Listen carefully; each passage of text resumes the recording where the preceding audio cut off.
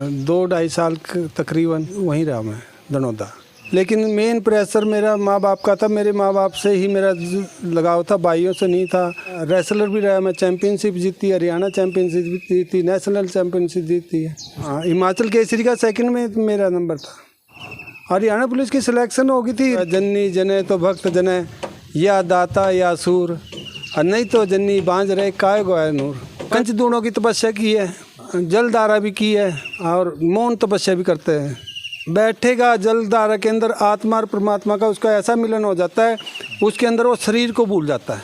आपने जी कदे आज तक महसूस न होया परमात्मा दो रहा है? कई साधु भी अपना राजनीति में भी आने लग गए जी, तो साधु भी राजनीति में महस क्या जी?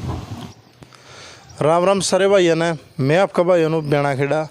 आज पहुँचे हैं अपने पास के गांव डाड में।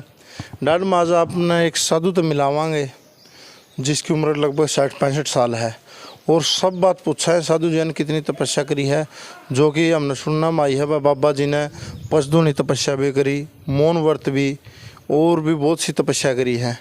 और डाड गाँव में जिस मंदिर में उसकी भी एक अलग महिमा है जो बाबा विचारपुरी की है, जिसके लगभग बहुत से दूण हैं। बास की बात करें दनोदम जीवित समाधि डाड में, और सोथा बाडा, और बहुत से गाँवों में बाबा विचारपुरी की समाधि है। और बाबा विचारपुरी की बहुत से चमत्कार देखा। साथ में फिर एक दूना है जो बाबा राजपुरी का है। किसी भी तरह की मैश बीमार हो, कुछ भी दिक्कत हो, तो दूना पर झाड़ा लुआ जब बूथी ले जाए तो तुरंत मैश का आराम हुआ है। इस मंदिर की अलग महिमा है, और बाबा विचारपुरी की इस गांव में बहुत ज़्यादा मान्यता है। और इस बाबा जी के विचारपुरी के बहुत से बड़े बड़े चमत्कार भी हैं। तो आज आप एक परिचय करावांगे ऐसे साधु का, एक साधु जी का जिसने सारी तपस्या करी। सब बात पूछें जीवन में कितनी कठिनाइयाँ वहाँ बाबा बनने के बाद के मकसद हो एक बाबा का बाबा बनने का, जो भी बात हो है। मैं जो साधु हैं पाछे इंटरव्यू का था, साधु हैं तो अपन बहुत सी बात पूछी, तो आज बाबा तो ही पूछांगे। ओम नमो नारायण बाबा जी। ओम नमो नारायण, ओम नमो नारायण। बाबा बनने के विचार हैं, ये किस उम्र में आपके भीतर में पैदा हो गए थे? वह किस उम्र में आपने सोच लिया था कि आप साधु बनना टाइम से कितना लायक जो? जब ब्राह्मण घर में मेरा जन्म हुआ तो संस्कार ऐसे मिले, पाठ पूजा का, भजन का, पाठ का, यही मेरी रुचि रही है। खेल कूद भी मेरा अच्छा था, लेकिन मेरा भजन में सबसे ज़्यादा इच्छा रही है। 24 घंटे भजन करते रहना और साधुओं में रहना, यही संस्कार मिले हैं बचपन से। और जब गुरु महाराज के पास रहते थे, पहले तो हमने दुआएं कुटते थे, उनके बचपन से रहते थे। लेकिन संस्कार मैंने जब माता पिता जाने के बाद फिर मैंने संस्कार हुए हैं, क्योंकि पहले माता पिता की वजह से मैं संन्यास में नहीं आ सका। किस उम्र में माता पिता ने स्वर्गवास कर लिया था? जब आपकी उम्र कितनी थी बाबा जी? माता पिता मेरे 8-9 साल हुए हैं, अभी गुजरे हैं। जब आप बाबा पहली बार आप न भगवा बना लिया तो कौन सा मंदिर में बैठे थे बाबा? पहले कौन सा डेरा में गया? सब मेरा जो बेक भगवान मेरे बाबा राजपुरी परिवार से हुआ, तो पहले सबसे पहले मेरा दनौदा डेरा था। दनौदा डेरे में मैं रहा हूँ 2-2.5 साल तकरीबन। तो स्टार्टिंग में वहीं रहा मैं दनौदा। आपके गुरु का नाम क्या है जी? मेरे गुरु महाराज बाबा जो बचपन से मेरे जो हृदय के आत्मा और मेरी परमात्मा है, वो मेरे बाबा विश्वनाथपुरी हैं, जिनके मैं बचपन से संन्यास उनकी सेवा की है। लेकिन फिर मैं बेक भगवान में आया, तो बेक भगवान में मेरे बाबा चौदसपुरी ने मेरे को बेक दी, तो उनके पास रहा। फिर मैं 2 साल उनके पास रहा। जब आप बाबा बने, बाबा करता है तो घर क्या कितना प्रेशर था इस टाइम में? मना कर होगा शुरू? हाँ, घर को तो सभी तकरीबन प्रेशर तो था भाई महात्मा ना बने, लेकिन मेन प्रेशर मेरा माँ बाप का था। मेरे माँ बाप से ही मेरा लगाव था, भाइयों से नहीं था, ना धन संपत्ति से था। उनके सभी के अपने अपने कारोबार थे, अपने वो थे, तो उनसे मेरा लगाव इतना नहीं था, मेरे माँ बाप के से था। माँ बाप जाने के बाद फिर मेरे को संन्यास का पूर्ण एहसास हो गया। फिर गुरु महाराज ने ऐसी स्थिति में मेरे को संन्यास दिया। रेसलर भी रहा मैं, चैम्पियनशिप जीती, हरियाणा चैम्पियनशिप जीती, नेशनल चैम्पियनशिप जीती है कुश्ती में जी। हाँ, गेम मैंने तकरीबन गुरु महाराज की दया से मैं गेम काफ़ी खेल चुका हूँ। मिट्टी में भी लड़ी जी कुश्ती? हाँ, सबसे मैं दंगल में लड़ता था। हिमाचल केसरी के लेके आया। हिमाचल केसरी बन लिया? हाँ, हिमाचल केसरी का सेकंड में मेरा नंबर था। फिर संन्यास ही लिया है कि फिर कुश्ती था जी उम्र होने के बाद छोड़ दिया कि पहले जी? 12 साल से लेके 20 साल तक मैंने रेसलिंग की है। मतलब एक तो गांव में की हो जी उसी जगह, एक अखाड़े में गए हो कहीं यहाँ पे? अखाड़े में मैंने रेसलिंग की है। अखाड़े में रहा हूँ, दिल्ली रहा हूँ, मास्टर चंदगी राम के अखाड़े में रहा हूँ, सत्यवान है वहाँ पहलवान, उसके भी अखाड़े में रहा हूँ दिल्ली, और कई जगह अखाड़ों में रहा हूँ मैं। अपना भी अखाड़ा मैंने बनाया था चांद पहलवान के नाम से, फिर दूसरों को दे दिया था। तो पापा आपने कुश्ती छोड़ी क्यों इतनी कम उम्र में? फिर मेरे को उस टाइम एक्सरसाइज ज़्यादा करता था, मेरे को पेट में नले हो गए थे। लड़े होने की वजह से मेरे को जब मैं दूसरे रेसलर को कोई पहलवान को उठाता तो फिर मेरी पेट में दिक्कत आ जाती थी, इसलिए फिर मेरे को छोड़ना पड़ा। हरियाणा पुलिस की नौकरी क्यों छोड़ी? हरियाणा पुलिस की सिलेक्शन हो गई थी, लेकिन फिर मेरे को अच्छी नहीं लगी। मेरी एक ही तमन्ना थी, मैं आर्मी में भर्ती हूँ। आर्मी में मेरे नंबर नहीं हुआ। फिर मेरी तो समस्या एक थी, दो, या तो भक्त बनूँ या फिर आर्मी में। मैं देश के लिए लड़ने के लिए भी तैयार था। ना मेरे को तनख्वाह चाहिए आर्मी में, फ़ौज के लिए भाई फ़ौज में भर्ती होकर मेरे को तनख्वाह की भी ज़रूरत नहीं थी। मैं देश के लिए फ्री ऑफ कॉस्ट लड़ना चाहता था। मेरे माता पिता कहते थे कि जन्नी जने तो भक्त जने, या दाता या सूर, और नहीं तो जन्नी बांझ रहे काय गोया नूर, कवि ने भी कहा है। तो इसीलिए मेरे सबसे पहले तो आर्मी का टारगेट था। आर्मी में मेरी बात नहीं हुई। नौकरी तो मेरे को और भी मिली, लेकिन मैंने गौर नहीं की। इसका हिंदी में क्या अर्थ मैंने?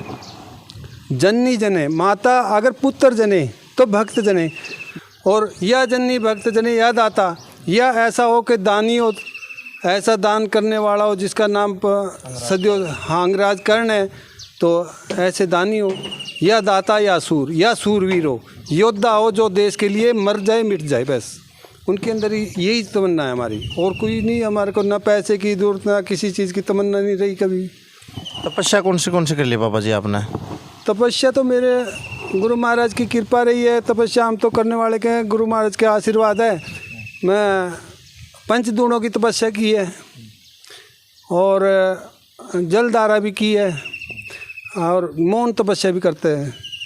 पापा जी तपस्या के महत्व है? तपस्या का अपना महत्व है। कोई ऐसा ये नहीं है भाई कुछ इंसान सोचता है कि भाई ये तांत्रिक सिद्धि, कोई चीज़ ऐसी सिद्धि विद्धि मिल जाती है, ऐसा कुछ नहीं है। तपस्या में से एक ज्ञान प्राप्त होता है।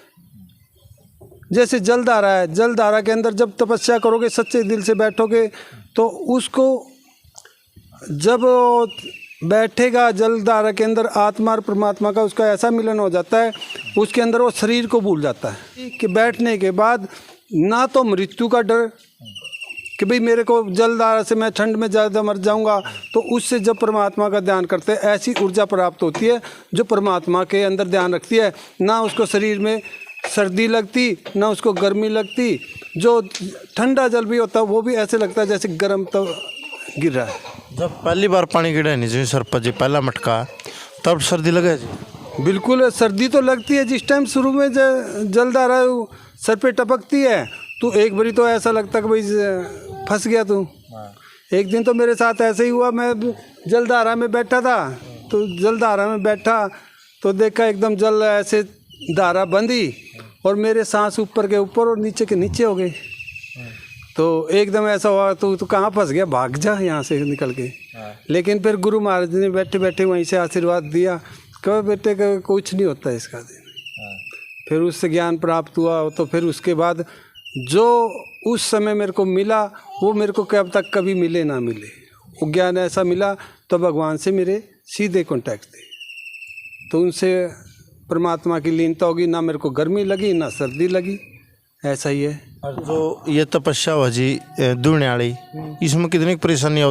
मैं जब भी मैंने तपस्या करी, उस समय गुरु महाराज की कृपा से मेरे सर के ऊपर बादल रहे, मेरे ऊपर छाँव रही, मेरे ऊपर धूप नहीं पड़ी। आज तक मैंने जब भी तपस्या की, गुरु महाराज की ऐसी है।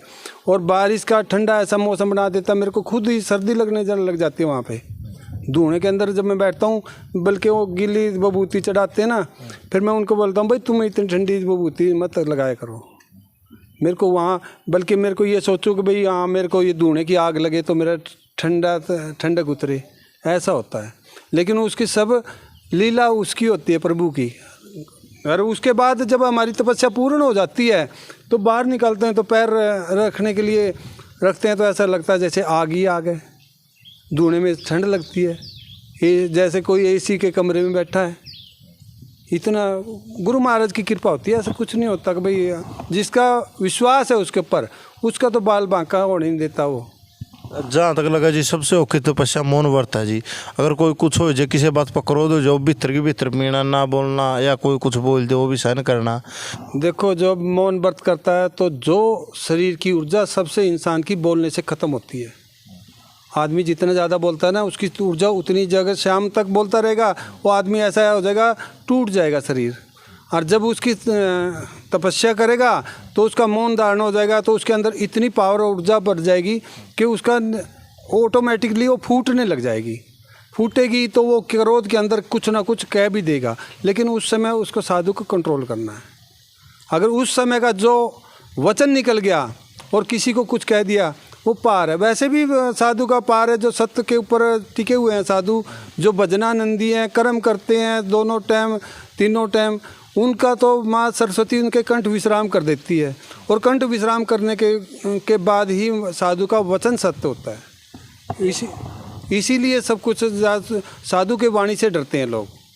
कई जी बस साधु ब्रह्मन करने जाओ जी, एक डेरा दूसरा डेरा दूसरा तीसरा डेरा जी, उसका क्या महत्व है जी? देखो रम्मत घूमने को भ्रमण को रम्मत करते हैं। रम्मत वाला जो साधु होता है तपस्या करता है उसके पास कुछ ना कुछ व्यवस्था नहीं होती, उसके पास दो कपड़े होते हैं और होते हैं, पैसा भी खर्चा, रास्ते में उसको खाने के लिए कोई भी चीज़ भूख दिल कर पड़ा और उसने इच्छा उसकी जाहिर होगी तो हम आएंगे, हमारे पास जो पैसा इकट्ठा करा मठ में है वो हमारा दान का है, दान हमारे पास इकट्ठा होगा तो हम उसका क्या करेंगे इकट्ठा होगे। और जैसे कोई साधु आएगा तो हम उसको भी देंगे, उसका अपने दान में से उसको अपने दान दे देंगे, हमारा भी धर्म होगा, वो रम्मत में फिरता है और उसका भी कर्म बनेगा, दोनों का तपस्या है जी। हाँ ये भी धर्म है हमारा कि जैसे आप तो गांव में जाते हैं ब्राह्मण को जिमा दिया और कर दिया तो हमारे लिए तो ये भेंट भगवान है। अगर भेंट के पास कोई भेंट आई तो भगवान आए हैं और हम भगवान का सम्मान करने के लिए हर तरह से तैयार हैं। तो रहना भी चाहिए, खुश होना चाहिए। हमारे पास कोई साधु आया तो देख के खुश होना चाहिए, भाई मेरे पास साधु आया है, उसको तन से मन से और धन से कैसे भी परिपूर्ण करो तो तभी भगवान का स्वरूप है। क्या अब तक किस रूप में भगवान आ जाए? आपने जी कदे आज तक महसूस न होया परमात्मा दो रहा है? जैसे आप मूर्ति हैं ये भी भगवान का ही रूप है, आपके जरिए भी परमात्मा ही है, हमारे पास ही है। ये तो इंसान का गर्व है कि मेरा है, मेरा शरीर है, मेरा बेटा है, मेरा पोता है, मेरे माँ है, मेरा बाप है, कोई किसी का नहीं है, परमात्मा का ये सब एक ही है। अगर इस रूप को देखोगे हम तो उस परमात्मा की आंतड़ियाँ हैं, पीछे पीछे जो कण कण हैं, हम तो कण हैं। इंसान तो अब भ्रम है इस इंसान का कि भाई मैं हूँ, मैं के कारण इंसान दुखी है। तो जी देखा कई साधु भी अपना राजनीति में भी आने लग गए जी, तो साधु भी राजनीतिक मैच क्या जी? देखो राजनीतिक साधु का कर्म तो नहीं है, कुछ वजह भी बन जाती है। साधु तो देखो गुरु महाराज ने दत्त भगवान ने सब कुछ त्याग के साधु दिया बनाया। साधु को तो राजनीति के आगे, राजनीतिक आदमी को तो झुकना पड़ता है, हाथ जोड़ने पड़ते हैं, पैर पकड़ने पड़ते हैं, लेकिन साधु को किसी के आगे हाथ जोड़ने की, पैर पकड़ने की हमारी क्या इच्छा है? हमारी तो सर्वे भवन्तु सुखिनः, सबको सुख समृद्धि देने के लिए। लेकिन राजनीतिक में आके फिर दूसरे हिसाब से साधु पाप का भागी भी बन जाता है, तो उसको तो फिर क्या पता किसका काम करना किसी का नहीं, गाली भी खानी पड़ेगी। साधु को किसी की गाली तो नहीं खानी, तो राजनीतिक में भाई मेरा काम नहीं हो, गाली भी देगा उसको। और उस हिसाब से साधु आज के धर्म के हिसाब से धर्म ध्वजा होती है साधु के पास। अगर धर्म ध्वजा उठा के भी राजनीतिक करे, राज करे तो कोई बड़ी बात नहीं, कलयुग है, चलेगा ये भी। तो अपना जो भगत देख रहे हो ना, आप क्या कहना चाहते? भगत तो देख रहे हैं आपके चैनल के माध्यम से, उनको आशीर्वाद देते हैं कि भाई आप अपने धर्म पे और कर्म पे विश्वास रखो, परमात्मा ज़रूर है। अगर आपका विश्वास दृढ़ निश्चय है कि मेरा परमात्मा को मेरे को पाना है, तो कोई मुश्किल नहीं है इंसान के लिए भगवान को पाना।